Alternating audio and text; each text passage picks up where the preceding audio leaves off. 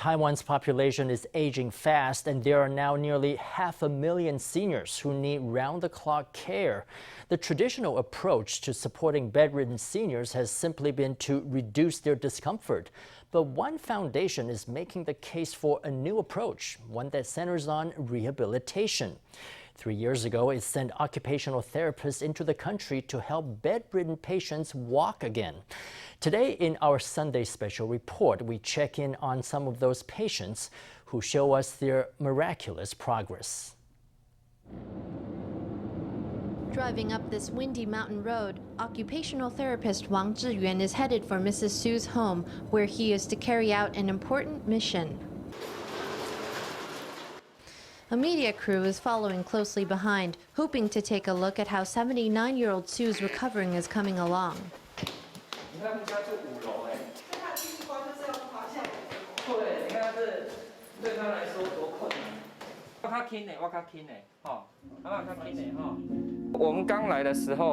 When we first came here, Mrs. Su was utterly immobile on the bed. She'd had a fall and her back was in great pain. The first time I came here, she couldn't even turn over. She'd turn for 5 seconds and then have to turn back around. She just stayed like that, stuck on the bed. At the time, I found it hard to be cheerful. I would think about how I could take another fall and just end my life. I didn't want my son to have to spend so much money. One unexpected fall brought Mrs. Su's life to a new low. After being bedridden for so long, she could hardly separate day from night. Even worse, being bedridden accelerated her body's degradation, giving rise to one health problem after another. When you're lying down, your muscles go into a relaxed state. Some research has shown that after lying down for a week, a person's muscle strength will decrease by 10% to 12%. After being bedridden for a month, it's possible a person will only have half their body strength remaining. After 2 months, only 1/4 of the strength will remain. Also, she says she has muscle atrophy in her legs. It just confirms what the science shows about bedridden patients. Bedridden patients lack stimulation from the environment, and their body functions slowly degrade. When someone is bedridden for 2 months, like Mrs. Su, they don't only experience muscle atrophy in their legs. Even defecation becomes a challenge. The longer one lies down, the worse it will be. Someone who initially could eat on their own, after lying down for a long time may not even be able to swallow. After that, maybe the nasal and stomach pathways, and then all the pathways will be inundated or even clogged by glycerine globules. Defecation will only be possible by excavating the bowels. So when we visit someone at home, the first thing we need to deal with is the patient's bedridden state. According to the Directorate General of Budget, Accounting and Statistics, there were over 400,000 care-dependent people in 2017. Each year since, that figure has risen by 20,000 people. It's a significant rate of increase. Researchers have concluded that, on average, a person in Taiwan will require 7.3 years of long-term care. Aiming to curb this trend and to reduce the duration of long-term care required, the Borjas Foundation launched a program 3 years ago to help older people in their homes. Deploying occupational therapists and a range of assistive devices, the foundation helps elderly people leave their beds and begin walking again so that they can return to a life that's as normal as possible. For her recovery, the most important thing will be for her to get out of bed. So we're using an electric adjustable bed, using its electric functions to reduce the need for her to rely on her own body strength. This will help her get used to sitting up. In his first session with Mrs. Su, Wang asked that she sit up for at least 10 hours. After a week of sitting up, Mrs. Su's body strength showed an obvious improvement. The next step was for her to leave the bed. A transfer board and padded wheelchair were important assistive devices in this second stage of recovery. 先翻身，翻一半，翻过去，对不对？这样 OK， 这样 OK， 现在都很厉害，以前怎么可能？脚先这样放过来，对，好，按拉的时候要慢一点哦，哈。Wang taught the family how to use a transfer board to move Mrs. Su to her wheelchair. Once on the wheelchair, she was moved to the living room to watch television. There, she napped on the wheelchair when tired. In this way, she spent her first day away from her bedroom, away from her bed.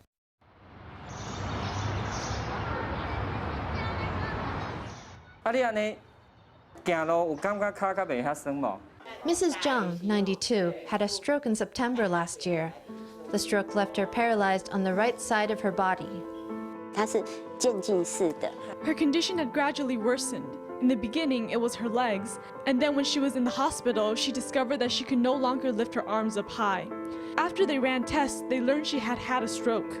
When we heard about the stroke, we couldn't believe it, because normally she moves about quite a lot. She doesn't tend to eat large meals, so the news was very much unexpected to us. Once quite healthy and active, Mrs. Zhang was left unable to walk on her own. Today, she relies on her wheelchair and other assistive devices to move around at home. Wang's goal is to help Mrs. Cheng walk again. To begin, she will practice standing and sitting. After a life of harsh farm work, Mrs. Zhang demonstrates the toughness and perseverance characteristic of her generation. In the company of her family, she devotedly does her exercises. And when her children aren't there, she practices on her own.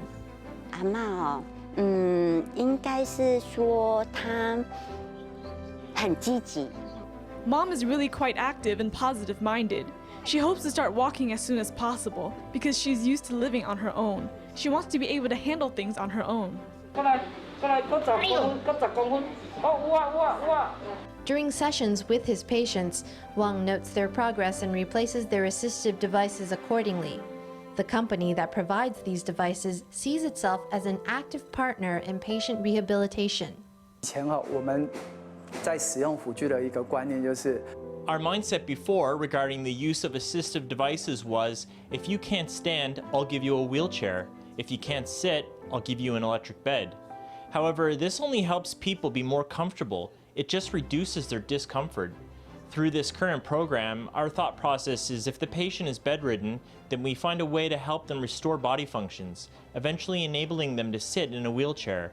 If they are in a wheelchair, we hope to help them stand. We can use wheeled walking devices to help them stand. In some cases, we can even take them off of assistive devices, giving them back their previous quality of life. In the 3 years since the program started, the foundation has helped over 300 people with a success rate of around 60%. Success doesn't only hinge on the patients themselves. More importantly, it depends on whether they have the support of their family. 我们遇到的困难是家属。 The one hurdle we face is the family, how confident they are in the patient and how willing they are to support the patient. That's more vital than the patient's actual illness. From the least serious cases to the most serious cases, we've seen all sorts of patients successfully recover. Therefore, the seriousness of the patient's illness, I feel, is not that big of an issue. With the steadfast support of her son, Mrs. Su has made obvious progress, but only after overcoming the initial hump. Unable to endure the pain, she was unwilling to complete the exercises, causing complaints and consternation. 我那时候忍不住我就骂他。 At the time, I couldn't help but scold her. I said, I've given you everything. Are you unwilling to do something as simple as sitting up? What is it you want? At the time, her son was next to me. I told him, if your mother continues like this, it won't matter what doctors you find for her, what medicine she takes, or what equipment you buy for her. It will all be a waste of time because she's not even able to sit up, not even willing to do so. In the beginning, I was of the mindset that since she was in so much pain, I should just give in to her a bit. But Mr. Wang is right. You can't just totally follow her wishes. You have to be a little bit persistent with her to help push her over that threshold. At one point, she was ready to give up. She refused to get out of bed, but after being scolded, Mrs. Su doubled down on her rehabilitation. In less than half a year, she was able to walk on her own.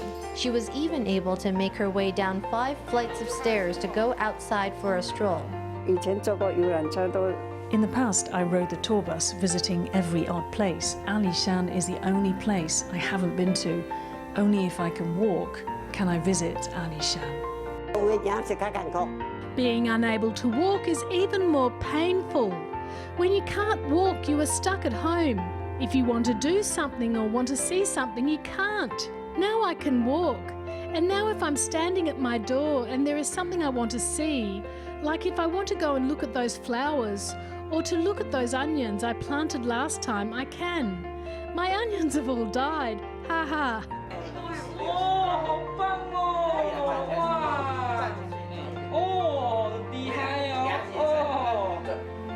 你家里是吃仙丹药？我啦，那厉害！我觉得这些阿公阿嬷就是很伟大，真的。 I feel like these elderly men and women are very impressive. They went through many hardships in life, and now in this stage of life, they're facing the greatest test of their lives. I'm not sure whether I could do it myself, whether I could stand up again after being knocked down. Seeing these 60, 70, 80-odd-year-old men and women being willing to stand up again, it just melts my heart. Becoming bedridden doesn't need to define the final chapter of life. With the help of their family, these seniors are pushing themselves to reclaim their golden years.